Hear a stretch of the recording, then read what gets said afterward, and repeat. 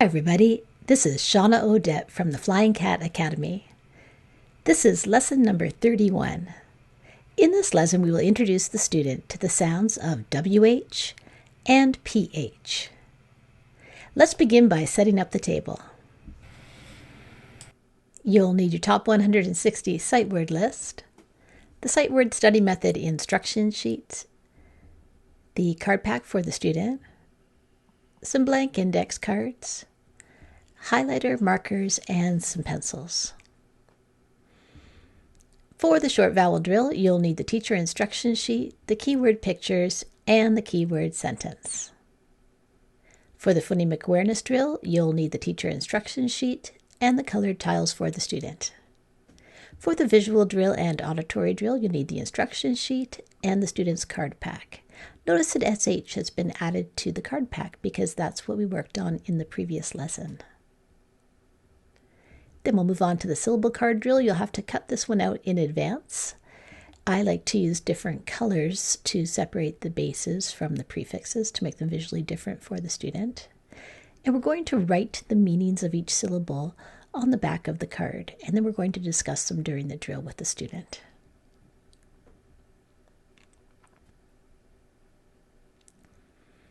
Moving on to the magnetic letter tile drill for reading and spelling, you'll need the teacher instruction sheet, both of those, and there's a cookie sheet with the magnetic letter tiles spread in a rainbow shape.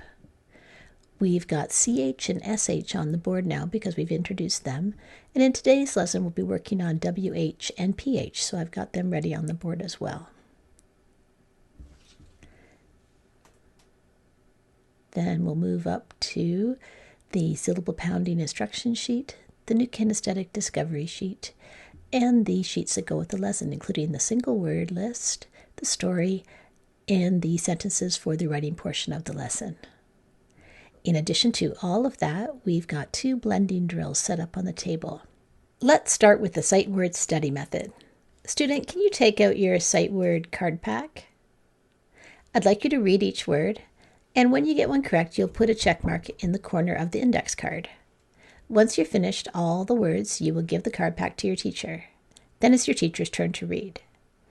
Your teacher will read each word, and you will write it down on a piece of paper. When you get one correct, you will put a check mark in the other corner of the paper. Teacher, you're ready with blocking strategies for when the student runs into trouble. When you're finished, I'd like you to discuss which of those words you believe is mastered. If one is mastered, you can remove it from the card pack. Then, teacher, you're checking the time, and if there's time, you can introduce a new sight word. Let's do the short vowel drill. Student, you'll take out your keyword pictures and your keyword sentence. With 2 fingers, you'll trace the shape and say the keyword, apple, and then underline it and say the sound, ah. Do that as many times as your teacher deems necessary, somewhere between 1 and 5. And then you can say the keyword sentence afterwards, stretching out the vowel sounds as you do it.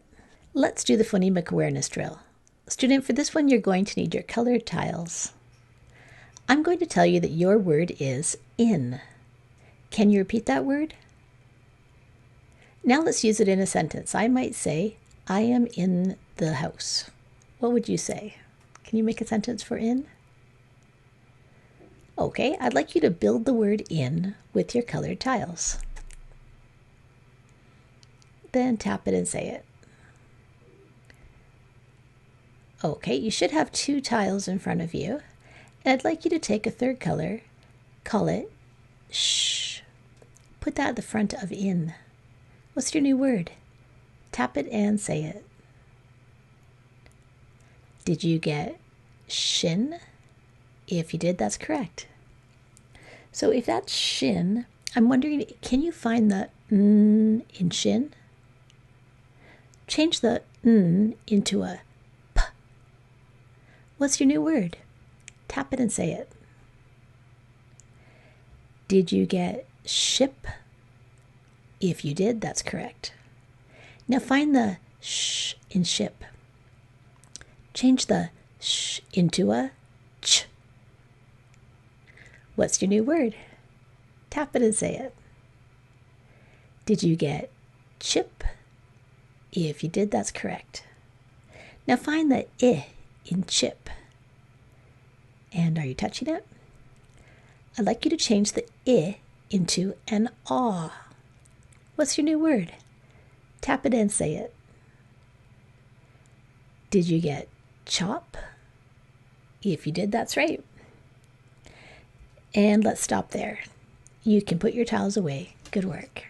It's time for the visual drill. Student, you're going to need your card pack for this one. The teacher flashes the card and the student says the sound or sounds that it makes. So in this case, S can make two sounds, so you'll name both of the sounds. Did you say S as in snake and Z as in dogs? If you did, that's correct. Teacher, you can do about 6 to 8 flashcards and then come back to me. Now it's time for the auditory drill. You'll need the same card pack for this one. The teacher doesn't show the card this time. So the teacher says, student, your sound is shh. Can you repeat that sound? Now what letters go with that sound? Shh. Repeat the sound as you write it and then underline it and say the sound again. Did you write down SH? If you did, that's right. Now, can you think of another grapheme, another letter combo that makes that same sound of shh? CH makes that as well in machine. So you could write CH and SH for that one. Okay, teacher, you can do about 6 to 8 flashcards in this way and then come back to me. It's time for the syllable card drill. Student, your teacher has this set up on the table for you. I'd like you to begin by discussing which parts are the bases and which one is the prefix. Discuss the difference between a base and a prefix. And then I'd like you to read the prefix and discuss its meaning, and then read down the bases and discuss their meanings. Then you can read across and take that prefix and move it down the bases and make big words. And you can discuss the meanings and try and put them into sentences as you're doing that. Let's do some syllable pounding. This is where, student, you stretch out your arm and every time you hear a syllable, you pound it out and one of your fingers shoots out. I'm going to tell you your word is gust. How many syllables are in gust? You're listening for how many vowel sounds you're hearing. Did you pound out one? Gust. If you did, that's correct. Try this one. Disgusting. How many is that? Did you say 3? If you did, that's correct. How about tract? Not a word on its own, but it is a syllable. We've learned about that in some of our syllable card drills. Tract means to draw. How many syllables in tract? Did you say 1? That's what I hear. I hear that ah sound. Tract. Okay, how about distract? He will distract the class. Oh no. How many syllables in that one? Did you hear 2? If you did, that's correct. So dis is the prefix there and tract is the base. Dis means away and tract means to draw. So literally drawing away. When someone is distracting, they are drawing people's attention away. In the last lesson, we learned a new sound. We learned that SH can make the sound shh. Can you repeat that sound? SH can happen at the beginning of a word or the end of a word. At the beginning of a word as in ship, and at the end of a word as in wish. Let's practice using SH shh in different words at the beginning and end by doing some blending drills. Teacher, if you have this set up on the table, then that's great, and you can do it with the student and just fast forward through me. And if not, you can just continue the video and we'll do it together.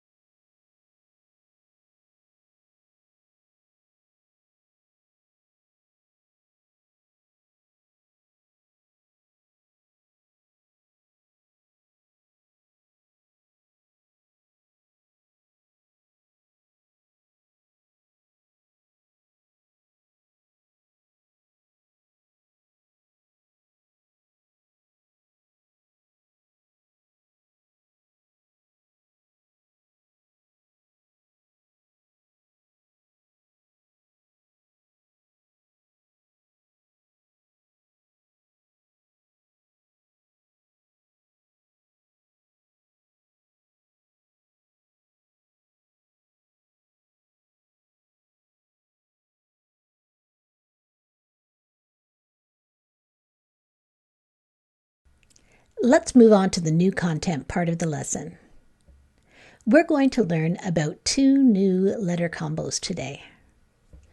And these are both cases where we have 2 consonants side by side, and instead of blending as we expect them to, these are going to make a different sound, an unexpected sound. So in the case of WH, this combo can make W the sound of W, or it can make H the sound of H. Can you say those sounds with me? It can either say W or H. There are certain types of words that are going to use WH, because you need to know, when am I going to use WH instead of just W, if it's going to make the W sound? And when is it going to say H? Well, WH is often used for question words. So I don't know if you've ever heard of the 5 W's. Those are the 5 big question words. Who, what, where, why, when. Let's say that together. Who, what, where, why, when. One more time. Who, what, where, why, when. Those are all question words. I could think of some other ones as well. Which, like which way did they go? And in the word when, you can hear the W sound that the WH is making. And in the word who, you hear the H. That's a WH as well. But it's making the H sound. Other words where I think there's not that many that are making the H sound that are common. I'm thinking whole, like I will have the whole pizza. We've learned that WH words are often question words. Who, what, where, why, when. There's another category of words that use WH, and these are words that mean to blow, or words that involve brisk movement. So here's a to blow situation. Whistle. So we would not use W in that case. We would use WH because whistling involves blowing. Another word, this is one that involves brisk movement, would be whirl. When you whirl, you spin around very quickly, and that would be a WH word as well. Let's make a letter card, an index card for WH. To do this, we're going to write in small letters. We'll write WH in the middle, and then we'll use the uppercase on the bottom, and we'll make a WH. On the back, we'll divide the card into 2 parts, and we'll have the W sound that the WH can make, and that's why we put W there, and the H sound that the WH can make, and that's why we put the H sound there. And then we'll make a keyword for the W sound. I'll choose whip, and we'll make a keyword for the H sound. You might do whole and draw a pizza, the whole pizza. I did a person for who and put a question mark. And your teacher can tell you how to spell those words.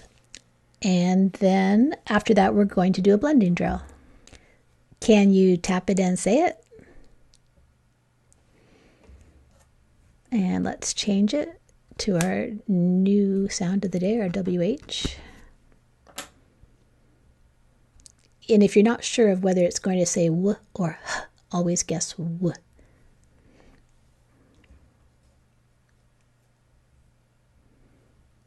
We'll turn it into a nonsense word.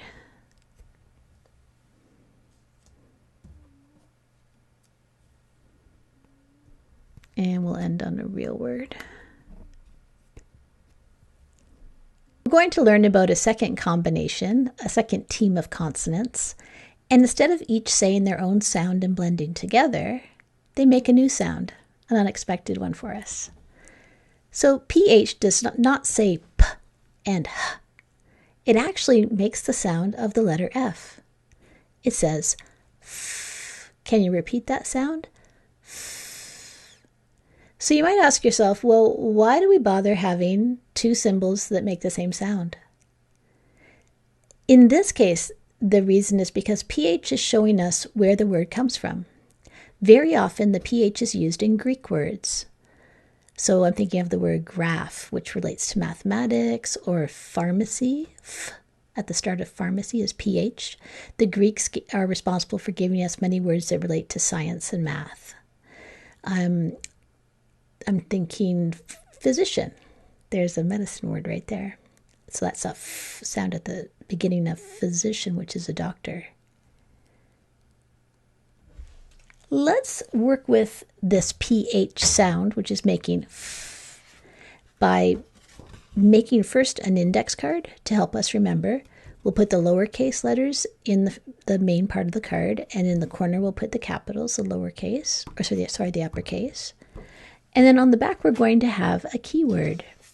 One common word that has PH in it, that's also two close syllables, is dolphin. So I used dolphin as my back. And we put the letter F to remind us that PH makes the F sound as an F.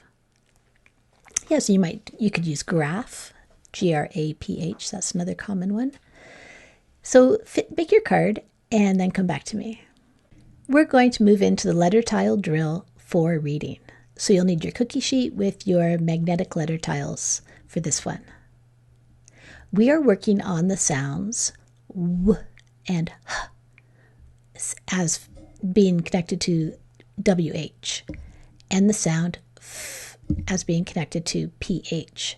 So if you hear those sounds, you're going to write it with either a PH or a WH. Okay, your first sound is W. Can you repeat that sound? Now find the correct tile or tiles and pull them to the middle. Your next sound is Eh. Can you repeat that sound? Now find the correct tile and pull it to the middle. Your last sound is Can you repeat that sound? Now find the correct tile and pull it to the middle. Tap it and say it. Did you get when? If you did, that's right. When is a question word. We might say, when will you be there? Okay, put your tiles away and get ready for a new word. Your sound is G. Can you repeat that sound? Now grab the correct tile and pull it to the middle. The next sound is Can you repeat that sound? Grab the correct tile and pull it to the middle. The next sound is Ah. Can you repeat that sound? Find the right tile and pull it to the middle. Your last sound is F. Can you repeat that sound? Find the correct tile and pull it to the middle. Now tap it and say it.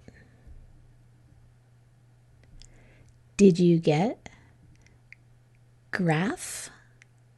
And is graph spelled with a PH at the end instead of F? If you did, that's correct. I might say, I will make a graph of the results of my project.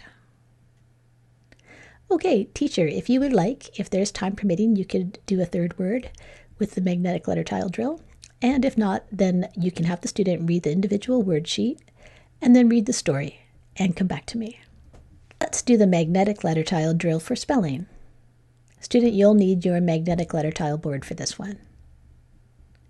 Your word is shed, as in, I went to the shed to get a shovel. Shed. What's the first sound that you hear in the word shed?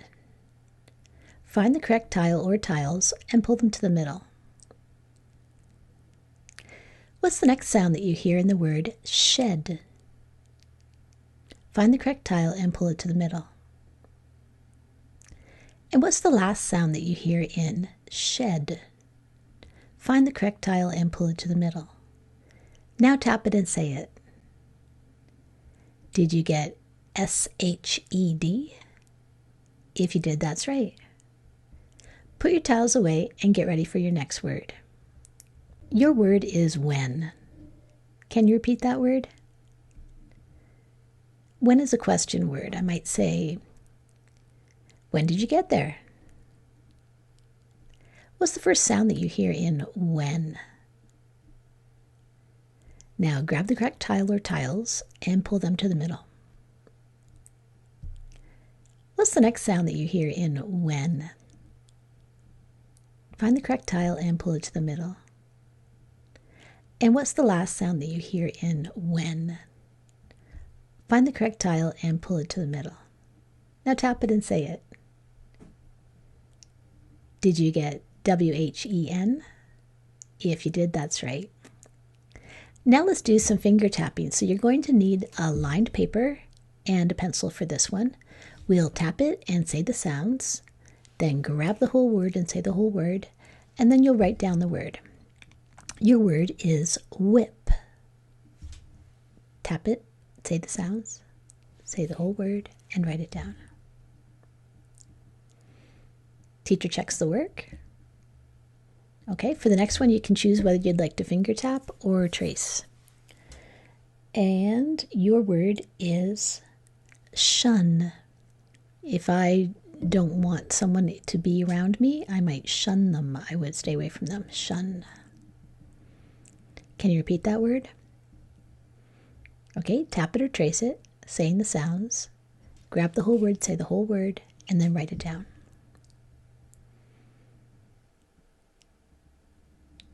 Okay, teacher, if there's time permitting, you could do some more words, individual words in this way. And if not, let's move on to sentences. The teacher will read the three sentences, and the student will decide which two will get written down. After a sentence is written, the student will check the work with chops.